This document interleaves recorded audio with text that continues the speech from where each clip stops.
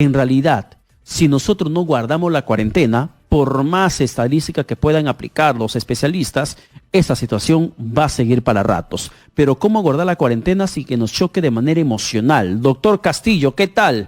Buenos días, bienvenido a la radio. Buenos días, Pedro, y muchas gracias por la invitación para justamente reflexionar con ustedes y con la población sobre los aspectos emocionales o de salud mental que tiene que ver con esta epidemia que todos estamos viviendo. Ya vamos más de 40 días. ¿Qué estimación tienen ustedes, doctor, del impacto emocional en las familias o sobre cada persona?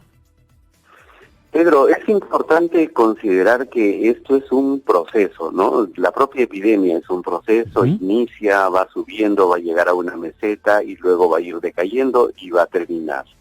Y eso mismo va pasando en el mundo emocional y en el comportamiento de la gente.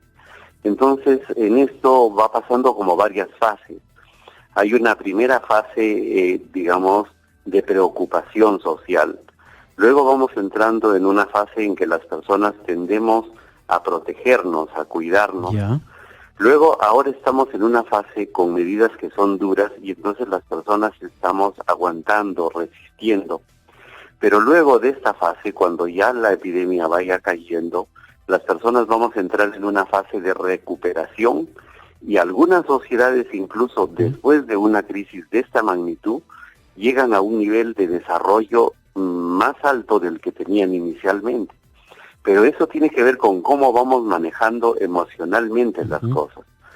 Entonces, por ejemplo, este es un momento en que las personas básicamente tenemos que tener confianza, solidaridad, no resistencia, pero a veces las emociones ganan, ¿no? Y eso es lo que tenemos que tratar de calmar.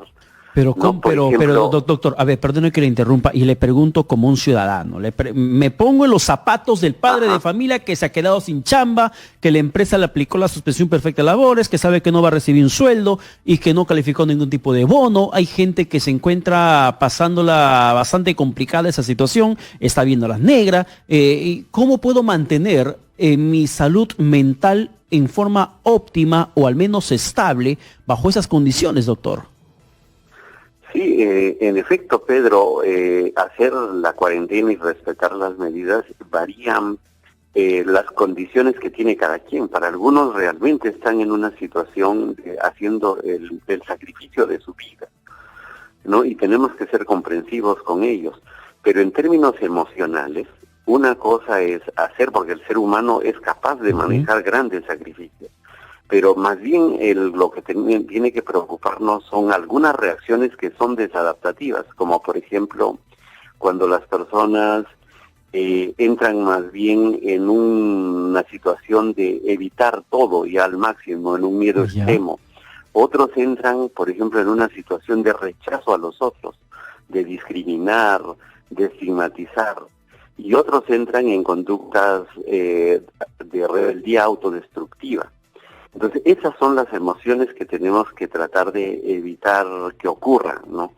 El rechazo a los otros, tenemos que evitar el miedo extremo y tenemos que evitar las conductas rebeldes autodestructivas. Ya. Entonces, para eso es muy importante, digamos, la comunicación, ¿no? Por ejemplo, creo que es importante el liderazgo, el compromiso de las autoridades.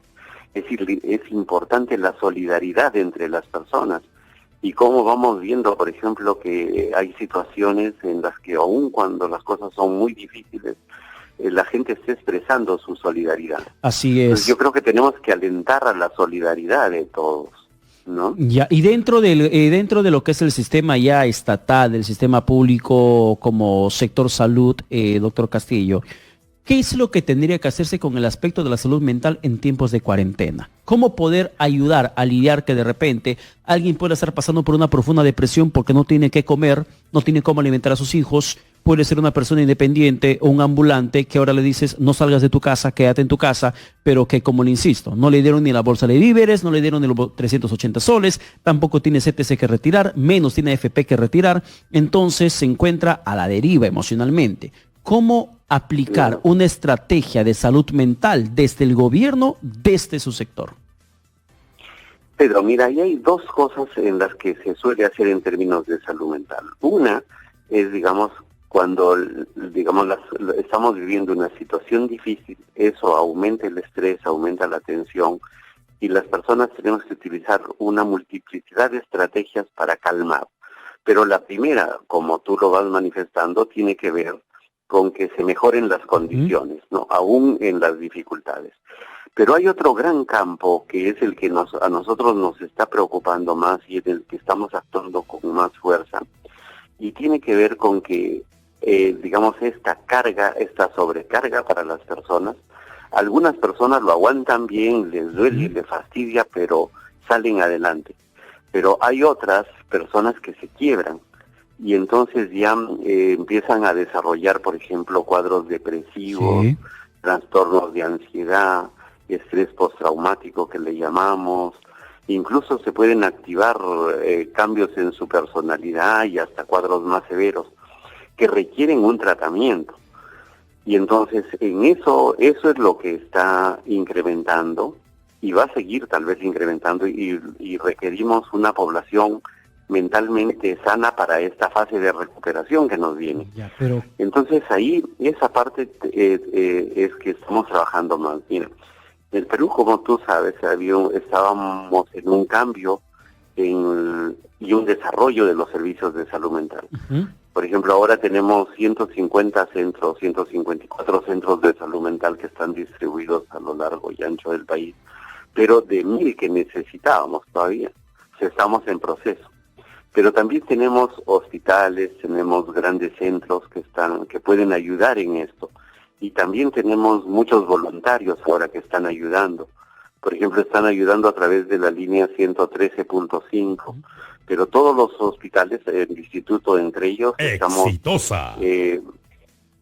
mejorando nuestra capacidad de atención a distancia, por ejemplo.